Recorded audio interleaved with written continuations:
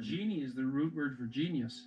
There's this unlimited power that's associated with genius, but it's constrained, and that's really what the human spirit is like, because it has this aspect of the infinite, right? And it is something that can grant wishes, but it's also constrained terribly.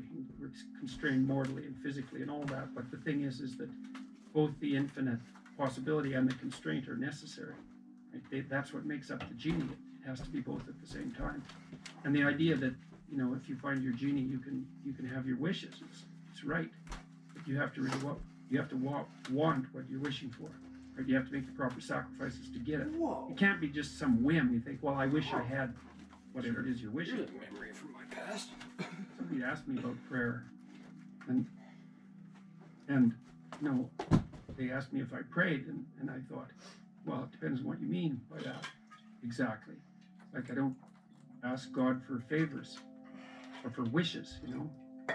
But I do think that if you sit on the edge of your bed and things aren't going very well for you, and you ask what foolish thing you're doing to make it worse, that you'll get an answer right now.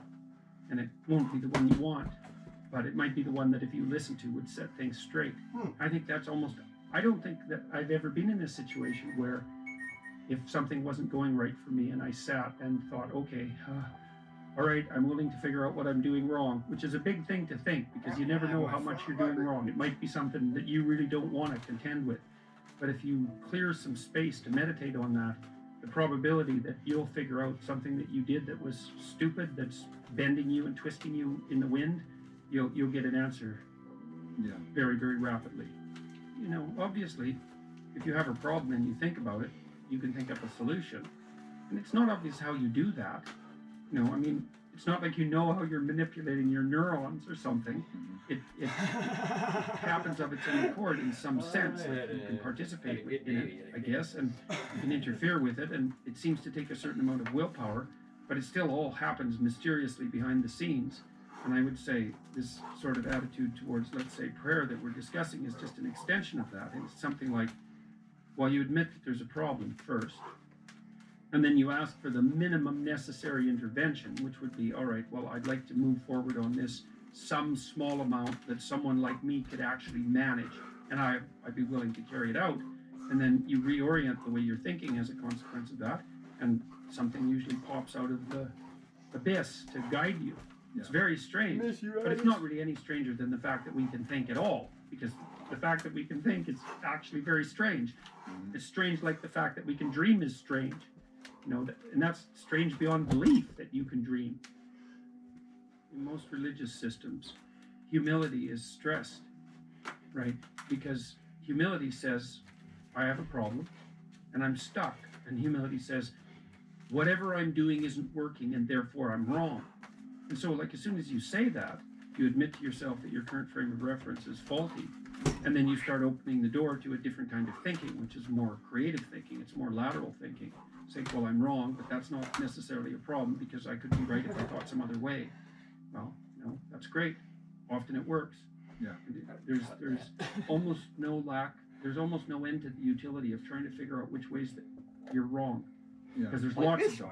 And every time you discover one, then you don't have to be quite so wrong anymore. That's a really good deal. Compare yourself to who you were yesterday and not to who someone else is today. It's the same basic idea, right? Is that you have to get your markers for success right, because otherwise you can end up in the situation you described, which is that, like, there's always people out there who are doing far better than you on pretty much anything you want to imagine. And if all you're doing is seeing yourself in their reflected light, let's say, then it's going to be pretty damn dismal. But it's not a good comparison, because you shouldn't just compare. Well, first of all, there's danger in just comparing yourself to others, period, because they're not you, and God only knows what struggles they had to undertake to get to where they were, or what burdens they're currently carrying that you're not aware of. You just don't know any of that. But you can certainly contrast yourself with yourself, and that's a lot better. And that's also a great way. The only way. It is the only way. Well, it's also the only way of really measuring anything approximating proper improvement. You can actually tell when you're a little better than you were yesterday. Right. So, and you can actually do that. That's another thing that's so interesting about it, is that you can actually make yourself a little better in some way, pretty much, well, I don't know if it's at every moment, but you can certainly do it every day. It is. Maybe not everyone, but You have to allow yourself application. latitude for error. That's a useful thing to know too. One of the things I tell people when they're trying to develop a vision for their life or an implemental plan is make a bad plan.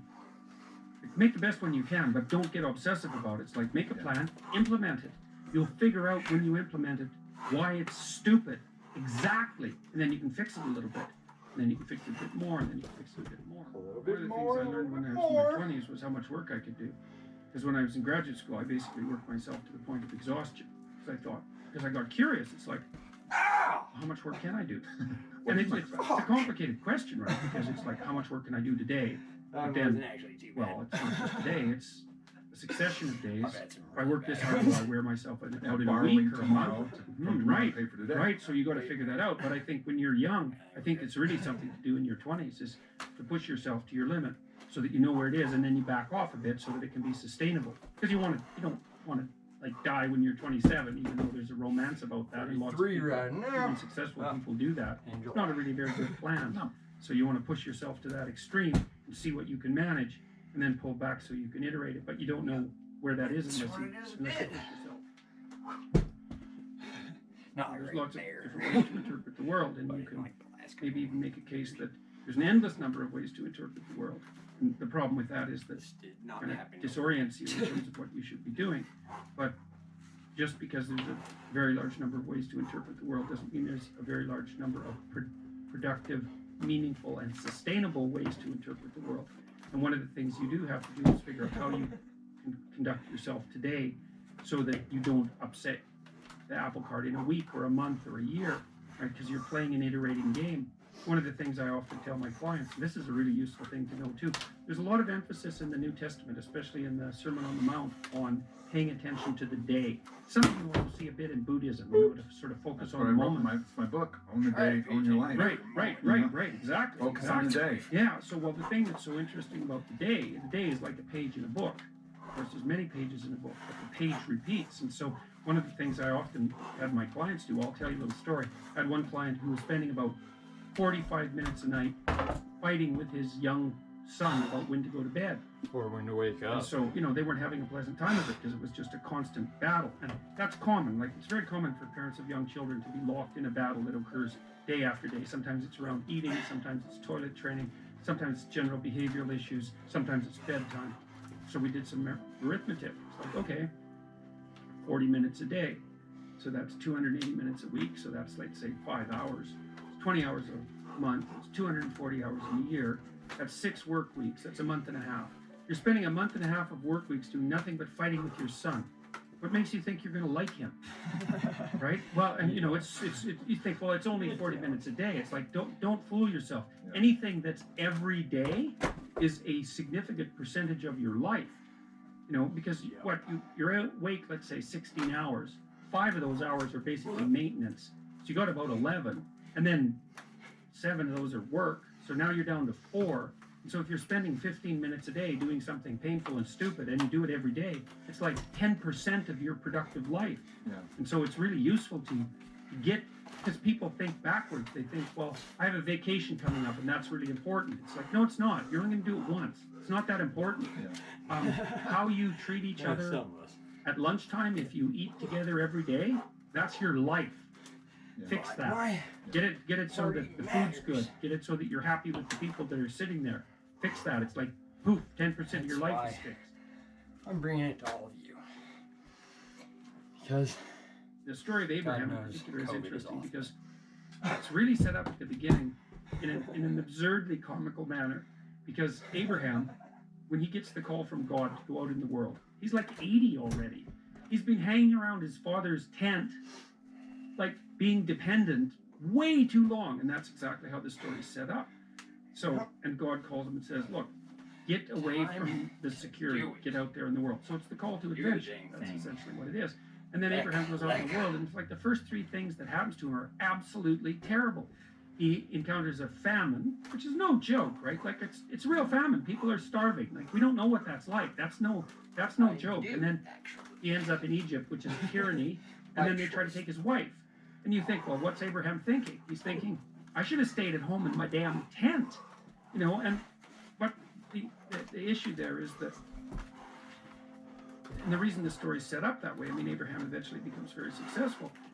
The reason this story's set up that way is because it's a realistic story. Like, there's a cost to staying where you are, and there's a cost to moving forward, and the cost of moving forward is real and it's non-trivial, but it's not as bad as the cost of staying where you are.